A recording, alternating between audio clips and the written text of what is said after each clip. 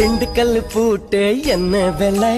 Office போறதுக்கு time ஆயி போச்சு, நீங்க வேற ஆள்கிட்ட கேட்டு தெரிஞ்சுக்க. சூரியனே தேவையில்ல வித்துடலாமா? அட பண்ணாட, என்ன உங்க அப்பா மூடு சொத்தா நீ பாட்டுக்கு எடுத்து விக்கிறதுக்கு? எனக்கென யாரும் இல்லையே.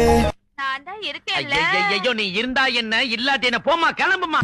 உனக்கு என்ன வேணும் சொல்லு. உங்க ஒய்ஃப் அவங்க கையால ஒரு டம்ளர் காஃபி வேணும் சார்.